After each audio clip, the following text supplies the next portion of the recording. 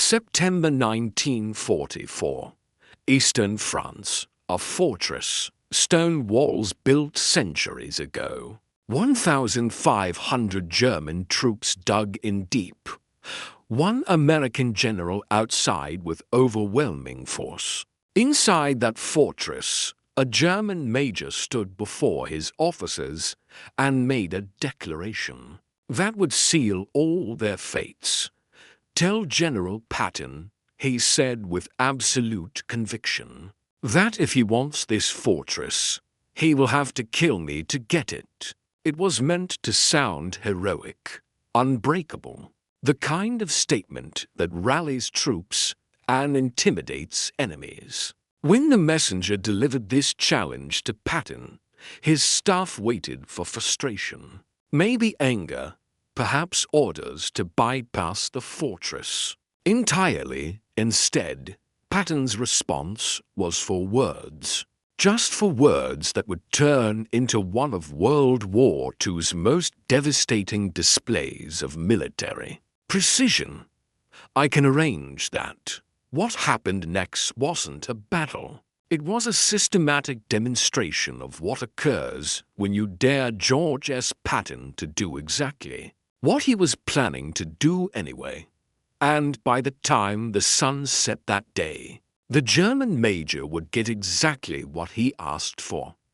Asterisk if you've clicked on this video, you probably know Patton's reputation. The pearl-handled revolvers, the profanity, the aggressive tactics that made him both legendary and controversial. But this story isn't about Patton's personality. It's about what happens when theatrical defiance meets cold, calculated military efficiency. It's about a commander who learned too late that some people take you at your word. And here's what makes this story so fascinating. The German major wasn't wrong about everything. His fortress was strong. His position was defensible. On paper, taking it by frontal assault would be costly. But he made one critical miscalculation. He thought his dramatic challenge would make Patton hesitate, would make him think twice, would turn this into a negotiation. He didn't understand that Patton didn't negotiate with dramatic statements. He simply accepted them as statements of preference and acted accordingly. Before we dive into exactly how this fortress fell in less than 12 hours, hit that subscribe button.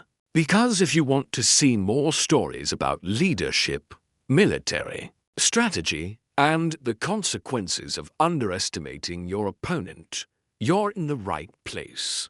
Let's set the stage properly, because understanding why this fortress mattered is crucial to understanding what Patton did next. By September 1944, the Allies had broken out of Normandy. Paris had been liberated. American forces were racing across France, and Patton's Third Army was leading that charge. But rapid advances create problems. Your supply lines stretch thin.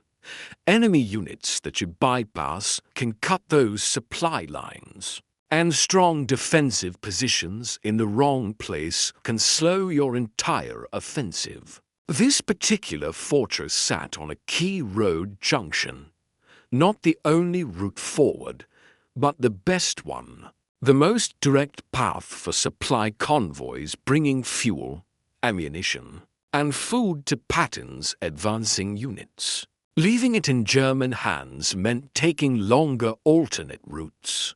That meant slower deliveries. Slower deliveries meant his tanks stopped moving. And Patton's entire philosophy of war was based on speed and momentum. So this fortress had to be dealt with. The question was how. Now, this wasn't some makeshift defensive position thrown together in a panic.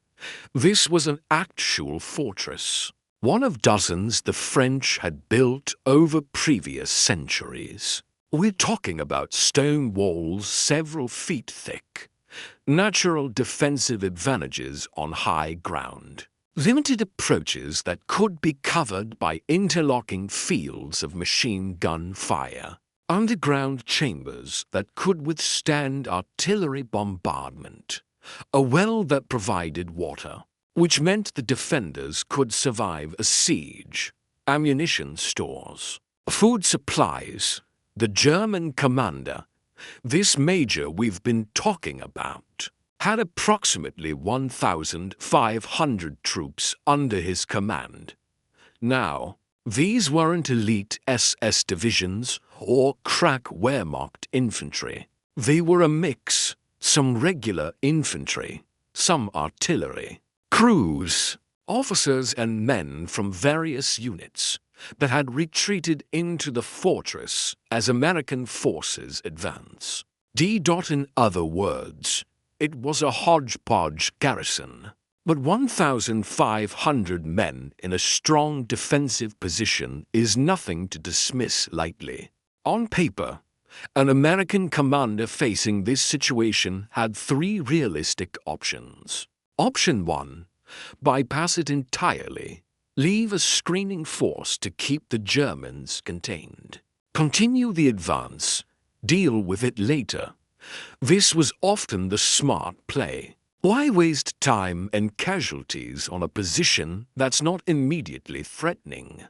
But as we've established, this fortress controlled a key road junction. Bypassing it created logistical problems. Option 2, lay siege, surround it, cut it off, wait for supplies to run out. Eventually, they'd have to surrender. This minimizes casualties, but takes time. Days, maybe weeks.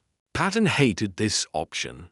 Time was his enemy. Every day spent besieging a fortress was a day his advance stalled. Option 3, take it by force. Frontal assault. But attacking a prepared defensive position is every military commander's nightmare. The defenders have every advantage. They know the terrain. They're protected. The attackers are exposed. Military doctrine generally says you need a 3-to-1 advantage to successfully assault a fortified position. More if the position is particularly strong. Patton had the forces.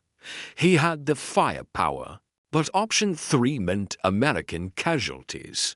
And despite his aggressive reputation, Patton actually cared deeply about his soldiers' lives. He just believed the best way to keep them alive was to win quickly and decisively. So before committing to any of these options, Patton did what he always did. He offered surrender. This wasn't unusual. It wasn't mercy, exactly, though Patton wasn't needlessly cruel. It was efficiency. A surrendered position costs 0 American casualties and takes 0 time.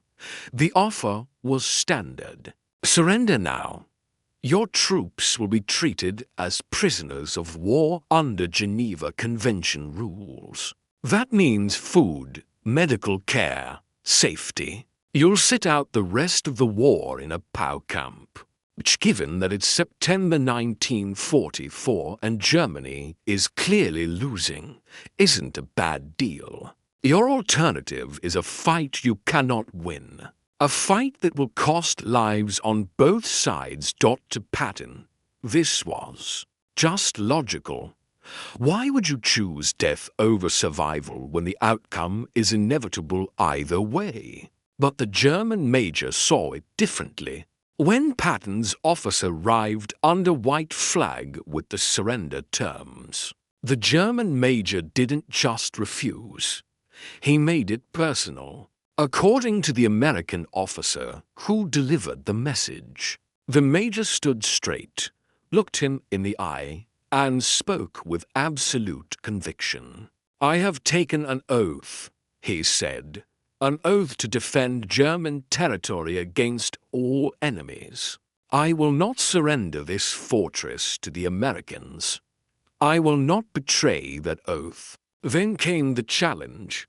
You may return to General Patton with this message. If he wants this fortress, he will have to kill me to get it. Not one stone of these walls will fall while I draw breath. The American officer tried to reason with him, explained that the war was essentially over, that Germany was losing, that holding this one fortress wouldn't change the outcome, that his duty to his men should outweigh his oath.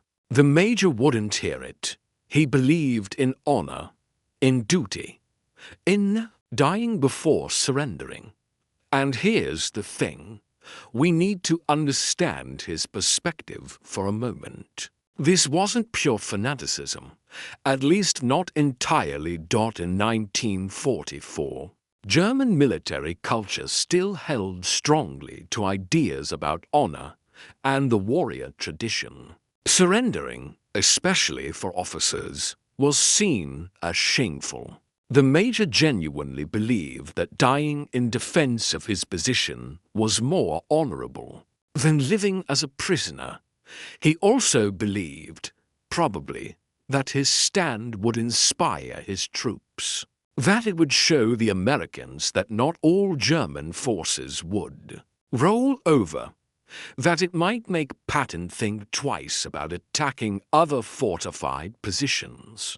What he didn't understand was George S. Patton. When the messenger returned to Patton's headquarters and delivered the major's statement word for word, the room went quiet.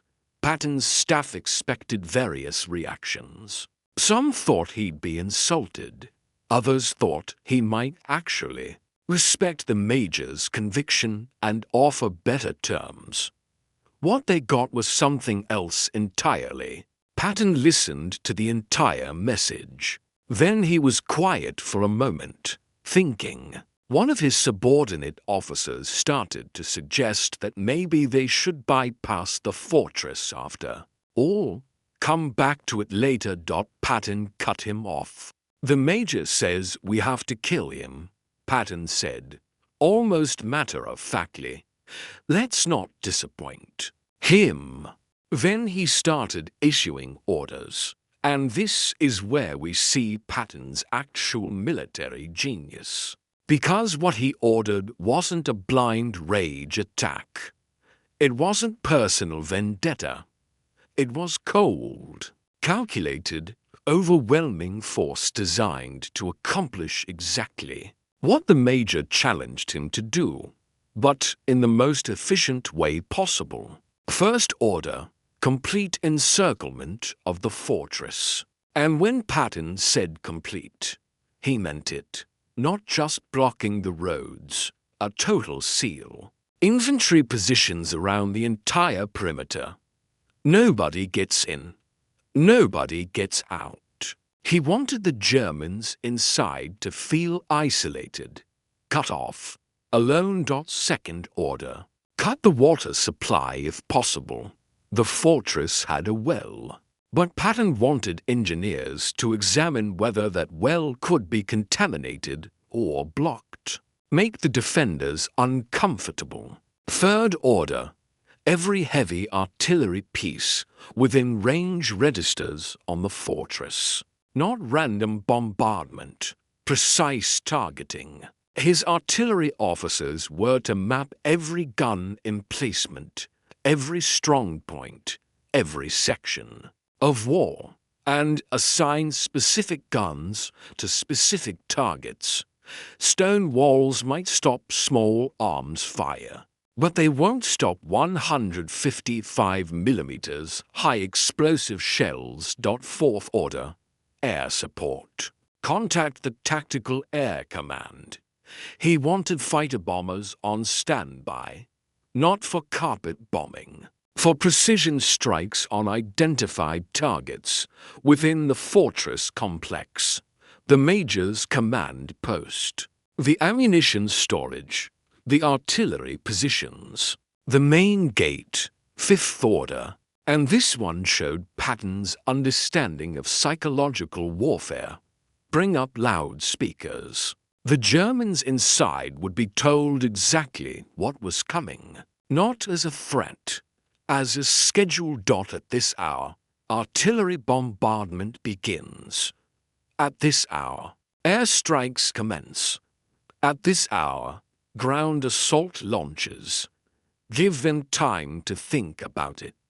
Give them time to realize their commander's heroic stances. Going to get them all killed. Give them time for doubt to spread and morale to crack. And finally, Patton made it clear to his own commanders this operation would not be careful or casualty-averse. In the sense of pulling punches, the major wanted a fight. They'd give him one. But it would be so overwhelming, so intense, so precisely coordinated that it would be over quickly. Get it done in hours, not days, Patton ordered. The message to his troops was equally clear. The Germans inside had been offered honorable surrender. They'd refused. What happened next was their choice, not ours. This is crucial to understand. Patton didn't want his soldiers to feel like they were slaughtering trapped men. He wanted them to see this as the consequence of an enemy's decision. You were given a choice. You chose poorly. Now deal with the consequences. The assault was scheduled to begin at dawn. Not because dawn attacks are traditional or romantic, but because Patton wanted the Germans to spend the entire night knowing what was coming. Imagine being a German soldier inside that fortress the night before the attack. The Americans have surrounded you completely. You can see their positions, fires in the night, movement, the sound of heavy equipment being moved into place. And then the loudspeakers start, first in German, then repeated in French, then in English to the German garrison. At 0600 hours, artillery bombardment will commence. At 0800 hours, airstrikes will commence. At 1000 hours, ground assault will commence. This is your final opportunity to surrender. Any soldier who wishes to live may exit through the breaches. In the east wall with hands raised, you will be treated well. Then they repeat it again and again for hours. You're sitting there in the darkness, knowing exactly when the shells are going to start falling, knowing exactly when the bombs are going to drop, knowing exactly when American infantry is going to come through whatever's left of your defenses. Some of the German soldiers later said in interrogations that the waiting was worse than the actual assault, because your imagination runs wild. You think about every possible way you might die, and you have hours to think about it. The major tried to maintain morale. He moved among his troops, giving speeches about duty and honor, about how they would make the Americans pay for every inch, about how their sacrifice would be remembered. But doubt was already spreading. Junior officers were questioning the decision privately. Soldiers were whispering to each other, "Why are we doing this? The war is lost. Why die for a fortress that doesn't matter?" Some soldiers approached their officers asking if there was any way to negotiate. They were told no. The major had made his decision. They would stand and fight. At least one German soldier was shot for suggesting surrender. The major made an example of him, having him executed in front of his unit for cowardice. This backfired spectacularly. Instead of inspiring loyalty, it created resentment. Now the soldiers realized they were trapped between American firepower and their own fanatical commander. When the sun rose on that September morning, the artillery commenced exactly on schedule. Not random fire, coordinated barrages. Patton had arranged his artillery in a carefully planned fire schedule. Different batteries would target different sections of the fortress in sequence. This wasn't about random destruction. It was about systematically dismantling the defensive capabilities. First, counter-battery fire. German artillery positions were targeted and suppressed immediately. Any German gun that fired drew instant response from multiple American batteries. German artillery crews quickly learned that shooting back meant death. Then the walls. The fortress had stone walls several feet thick.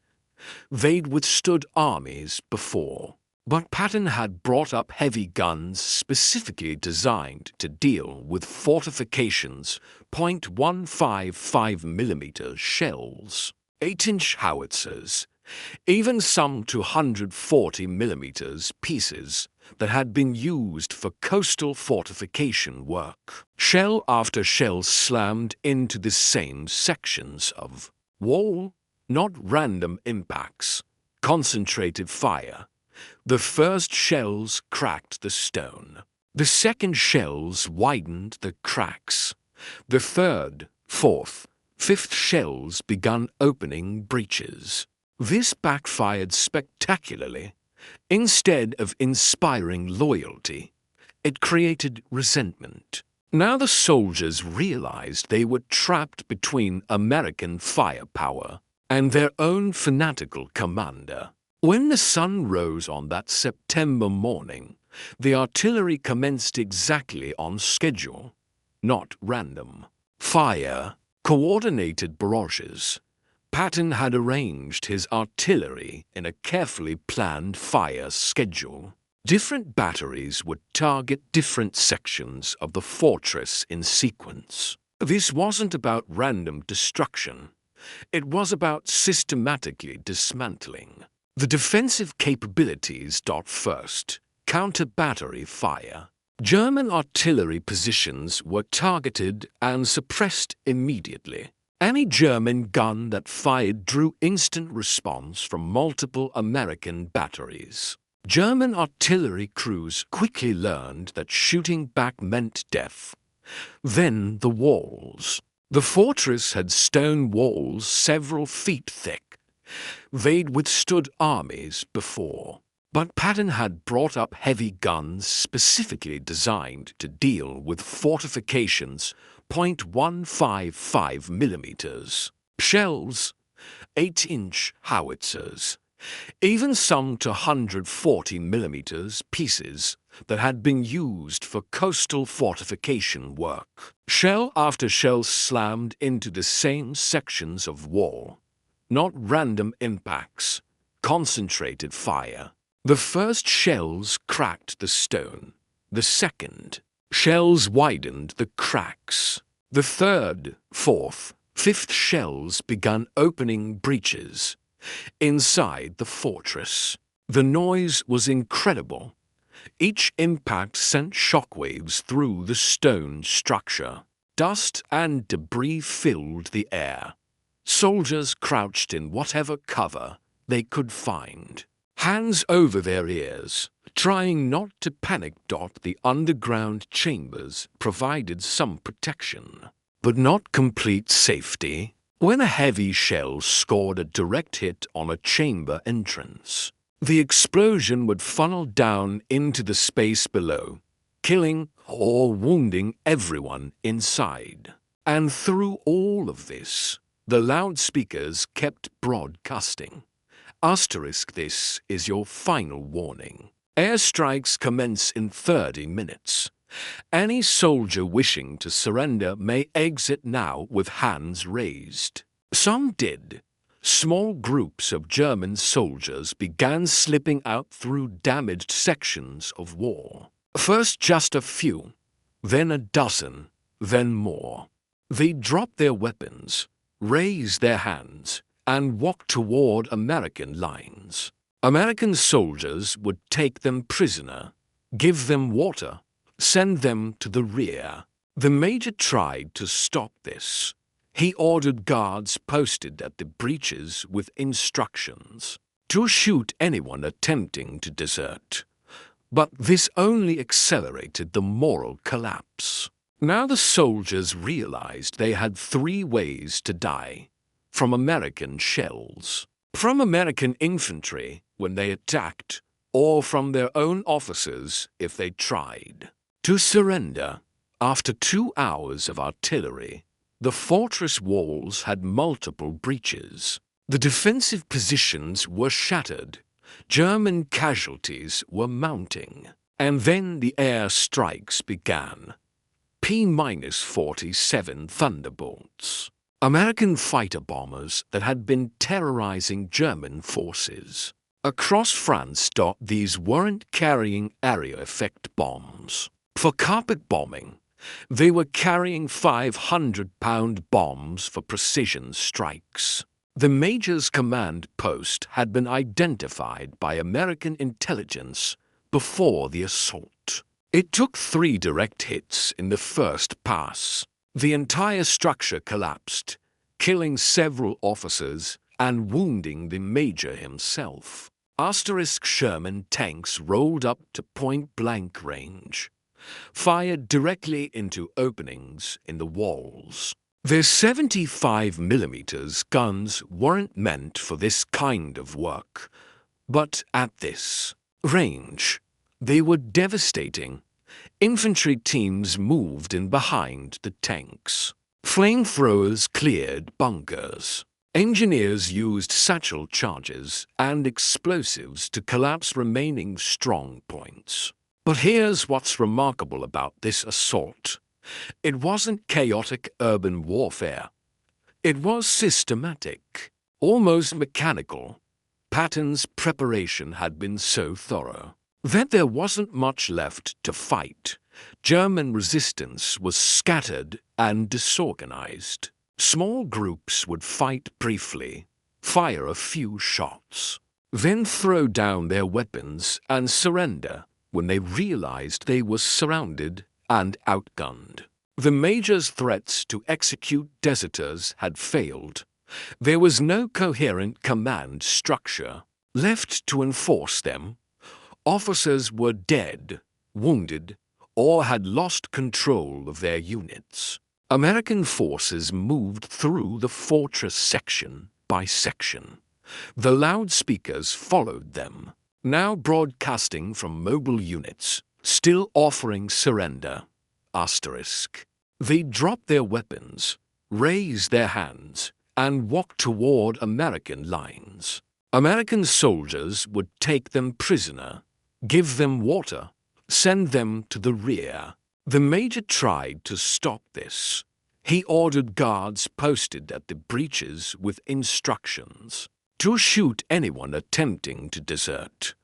But this only accelerated the moral collapse. Now the soldiers realized they had 3 ways to die: from American shells, from American infantry when they attacked, or from their own officers if they tried to surrender. After 2 hours of artillery, the fortress walls had multiple breaches. The defensive positions were shattered. German casualties were mounting. And then the air strikes began.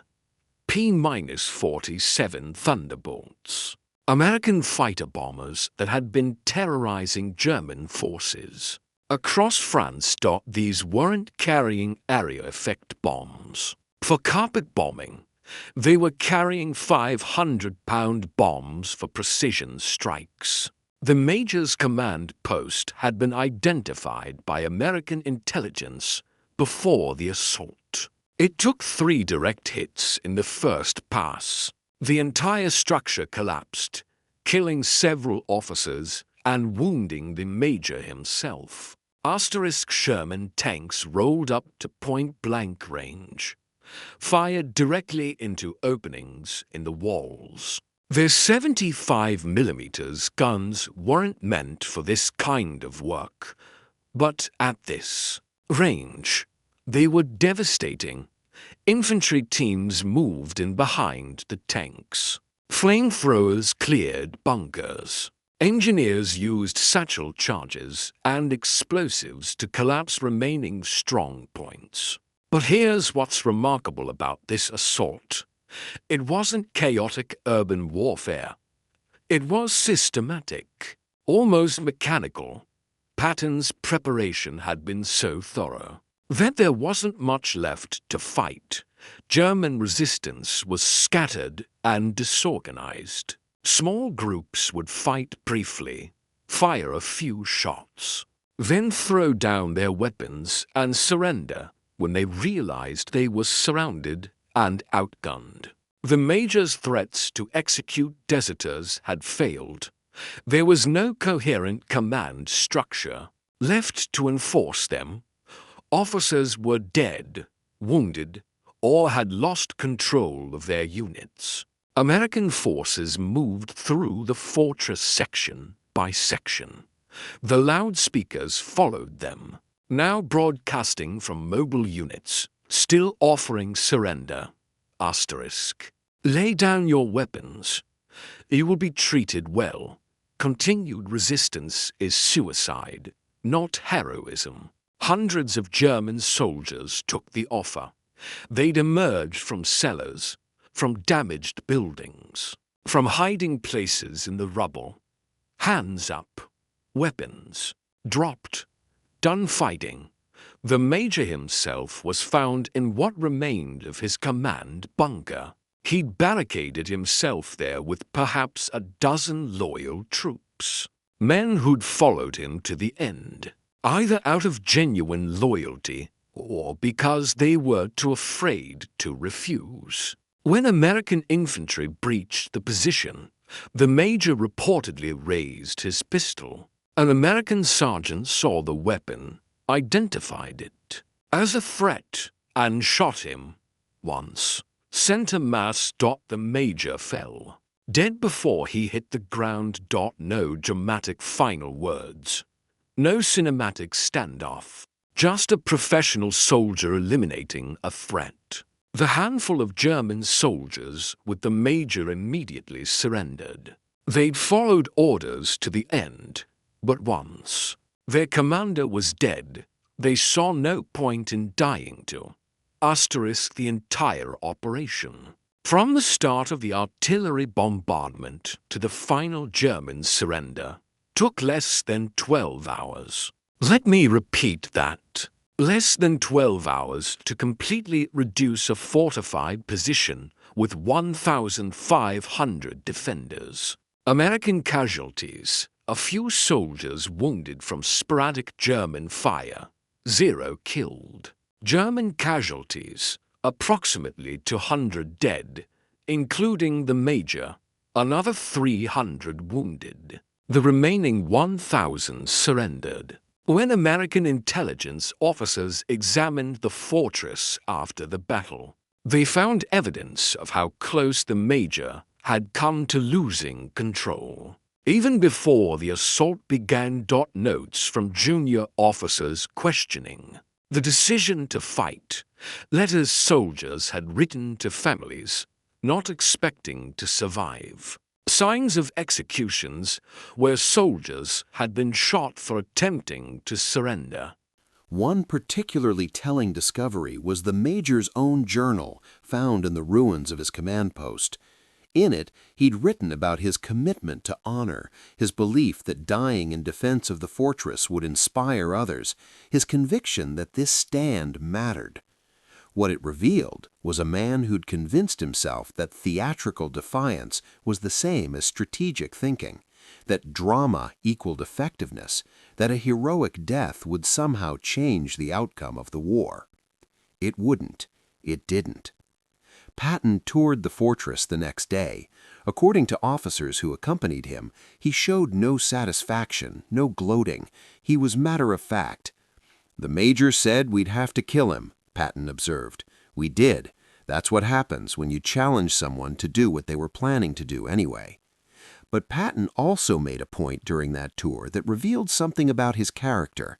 He visited the wounded German prisoners, made sure they were receiving proper medical care, ensured American medics were treating German wounded with the same priority as American casualties. He wanted his own troops to see this, to understand that once the fighting stopped, you treated prisoners humanely. This wasn't contradictory to Patton's philosophy, it was central to it. Be ruthless in combat, professional in victory, destroy enemies who resist, treat humanely enemies who surrender. Never blur the line between the two. Word of what happened at the fortress spread quickly through both American and German forces. For American troops, it reinforced what they already knew about Patton. He would use overwhelming force when necessary, but he'd always tried diplomacy first. The German major had been given multiple chances to surrender. His death was the result of his own choice, not American brutality. For German forces, the message was more complex and, frankly, more terrifying. The story wasn't just that the fortress fell. Fortresses fell all the time in 1944. It was how completely and systematically it fell. How Patton had taken the major's defiant challenge literally and methodically fulfilled it. How 12 hours of precise, coordinated firepower had reduced a strong defensive position to rubble. How the American response to defiance wasn't anger or brutality, but cold efficiency. German commanders started circulating the story. When American forces, particularly Third Army units, offered surrender, you took the offer seriously, because refusing meant Patton would do exactly what he said he'd do. No more, no less, but with overwhelming efficiency. Some German officers later stated in interrogations that they'd surrendered to American forces specifically because they'd heard about the fortress. They'd learned that Patton's threats weren't negotiations or bluffs, they were statements of fact. Challenge him, and he'd accept the challenge. Dare him to destroy you, and he would. This was psychological warfare at its most effective. Not propaganda, not exaggeration, just the truth. Patton meant what he said every time. The fortress battle also reinforced something German intelligence had noted about American tactical doctrine under Patton. Americans would use maximum force when needed, but they'd also show restraint when possible. They weren't randomly brutal. They were predictably brutal only to enemies who chose to fight. This predictability was almost more terrifying than random violence. You knew exactly what would happen if you refused surrender. You knew exactly how Patton would respond to defiance. The choice was yours, and so were the consequences. Patton was one of those people. He didn't interpret defiant challenges as opening negotiating positions. He interpreted them as statements of preference. You want to fight to the death? Okay, that can be arranged. The German major learned this lesson too late. His troops learned it at the cost of their lives or freedom. Other German commanders learned it and surrendered when offered terms. The fortress fell in September 1944. The German major died there, just as he'd promised he would. His name isn't widely remembered today. The exact location of the fortress is less important than what happened there. What matters is the lesson. With Patton, dramatic defiance didn't deter anything. It just changed the intensity of what came next. If this story got you thinking about leadership, military strategy, or the consequences of underestimating your opponent, hit that like button and subscribe for more deep dives into history's most fascinating military encounters. Drop a comment below. Do you think Patton should have tried harder to avoid killing the major? Or was the major's death his own responsibility? Thanks for watching. See you in the next one.